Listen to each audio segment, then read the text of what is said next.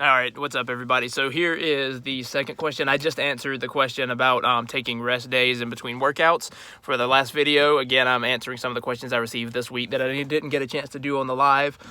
So here is the second question. This one was, what's my take on strength versus cardio? So that was asked by Preston Keith, and that is a very broad question, Preston. But I'll give a pretty broad answer, and you can feel free to message me if you want like a more detailed answer, because once I know kind of the specifics of your situation, I could give a little better answer. But basically, the broad answer is, if it's strength versus cardio, it's strength every time, like in pretty much any situation, unless you're like a professional marathoner or something like that. Strength is going to be the more useful thing. It's going to provide the most benefits to you in both your daily life and your overall health. So if it's strength versus cardio, it's always strength. Usually that brings up questions like, well, what if I want to lose weight? Shouldn't it be cardio? Because don't I need to, lose the weight first and then bulk up later? And that's kind of something that's just been pushed on us, over the years. That's not true, though. I mean, the more strength that you gain, the more muscle you gain, and that's not going to make you bulk up more if you've already got a good bit of weight to lose, body fat to lose is what we're going to say here. What's going to happen is you are going to get stronger. You're going to be able to do more things and already feel more stable and better about yourself, even though you're still going to have a good bit of body fat depending on where you're starting. And so if that's the case with your weight loss, as you kind of like get stronger, build that muscle, the muscle will increase your metabolic rate, which means you're going to burn more calories. Even like when you're doing anything, whether you're active or not, you're going to be burning more calories.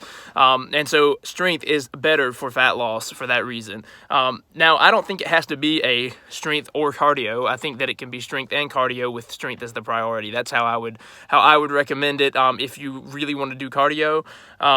If that's the case, then I would recommend sorry, my word placement is weird here. Haven't slept enough. I would recommend putting the cardio at the end of the strength training workouts. The reason for that is you don't want to put it at the beginning, because then it's going to sap your energy for the lifts, and you don't want to do it on a rest day from the strength training, because that's taken away from your recovery. So I would put the cardio, if you want to do it, on the end, and I would focus on high intensity interval training type cardio rather than the steady state, just grind away for 30 minutes to an hour or whatever on a treadmill. I would instead do like interval training where maybe you go for a jog or you bike or whatever. I would do like a minute walk followed by like a 30-second sprint, something like that, and just kind of cycle that over and over. And you were going to get a lot better results calorie burning wise doing it that way, rather than just jumping on the treadmill for 30-45 minutes or whatever, going for a jog. That's just kind of like a steady state. So that's how I would answer that question. If it's strength versus cardio and you're only having to choose one, I would choose strength, but you can incorporate them both.